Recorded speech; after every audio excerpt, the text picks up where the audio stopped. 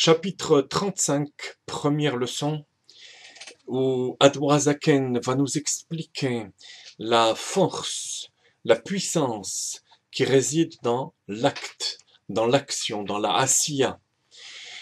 Alors que jusque-là, il a développé la notion de simcha, de joie, on va passer au dernier mot du pasuk sur lequel est fondé tout le Tanya, qui est Karov elecha hadavar meod beficha uvilvavcha laasot. Remarquez, la chose est proche, la chose c'est la Torah ou la Teshuvah. Beficha uvilvavcha, de ta bouche, de ta parole, et de ton cœur, la pensée. Il y a un vav qui relie les deux. Laasoto, il n'y a pas de vav. Ça veut dire que l'action en elle-même est quelque chose d'important. Non pas seulement parce que c'est l'expression de la pensée ou de la parole, mais il y a dans l'acte matériel une puissance particulière que la Chassidoute souligne et que le Admor HaZaken va nous développer. Alors, on y va, dans l'édition bilingue du Tanya, c'est la page 156. Vehine letosefet biur tevat la'asoto. Un deuxième élément corollaire à celui de l'action, c'est le travail du Benoni, qui est quelque peu frustré dans sa Avodat Hashem, puisqu'elle n'aboutit pas. Elle n'aboutit pas à l'éradication du Yetzer Hara, du mauvais penchant, ou de sa transformation comme chez le tzaddik. Quel est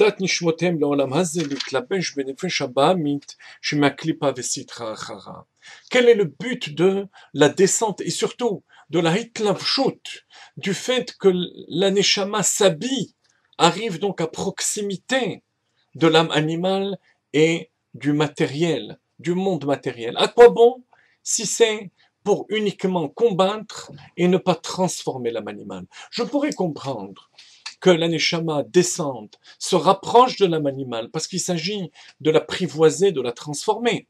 Mais ça, c'est le travail des tzadikim. Mais achar shelo yochlu leshalcha kol yemehem, uldachota mimkom chalasman shebalev shelo ya'alu mimena hirurim el hamoach. Le Benoni ne peut pas arriver à chasser complètement l'âme animale, de manière à ce que l'âme animale n'envoie plus de mauvaises pensées. Ki mahuta ve'atzmuta shnei shaba mishmei klipa betokfa, ובגבורתה אצלם, כתולדתה. רק שלבושיה אינם מתלבשים בגופם כנ"ל. La seule chose qu'il peut faire, le Benoni, c'est contrôler les pensées, paroles, actions.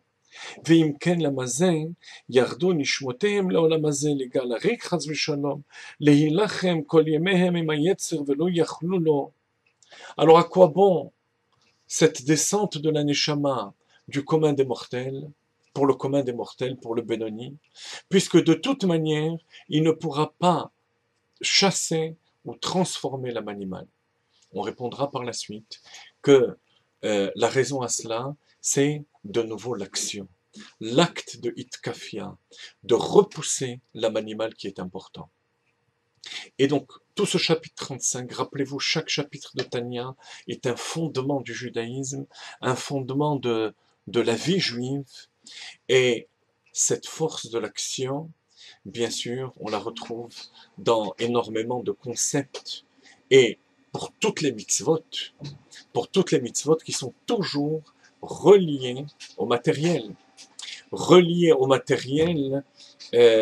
que ce soit les mitzvot réellement matériels, comme les tefillin, comme le kiddush le Shabbat, comme la tzedaka, même les mitzvot qui sont a priori des mitzvot spirituels, comme l'amour de Dieu ou la crainte de Dieu, ne s'accomplissent totalement que lorsqu'elles ont un impact matériel. On raconte que le Tzemach Tzedek, une fois, but un grand verre d'alcool, qu'on appelle en russe du kavit, sûrement du 95 degrés, qui but entièrement. Un premier verre, deuxième verre, troisième verre. Les chassidim pensaient que ça allait devenir un Purim ou un Simchat Torah. Le Tzemach Tzedek passa la main sur son front et redevint le même. Et il continua ses explications profondes de Chassidut. Lorsque les Chassidim lui demandèrent qu'est-ce qui s'était passé, il leur dit, en citant la Gemara, Pachad, Yain Kashin Pachad Mefigo, que même un vin très fort, dit la Gemara, la peur atténue l'action du vin. Qu'au moment où il a passé la main sur son front, il avait été mitbonen, il avait médité quelques secondes sur la grandeur de Dieu, et ça lui avait amené une telle crainte que l'effet de l'alcool avait disparu. On voit donc que la crainte de Dieu doit avoir un impact, peut et doit avoir un impact physique. Rabbi Nachum de Tchernobyl, qui était devenu obèse alors qu'il ne mangeait pas du tout la nourriture qui aurait justifié une telle obésité, dit une fois à ses chassidim que la raison de cette obésité, c'était le plaisir, le ta'anoug qu'il avait au moment où il répondait Amen Yehi Shemeh Rabbah. Ce Amen Yehi Shemeh Rabbah, que le nom de Dieu soit sanctifié, avait provoqué un tel bien-être, un tel Ahavat Hashem, qu'il avait grossi physiquement, matériellement.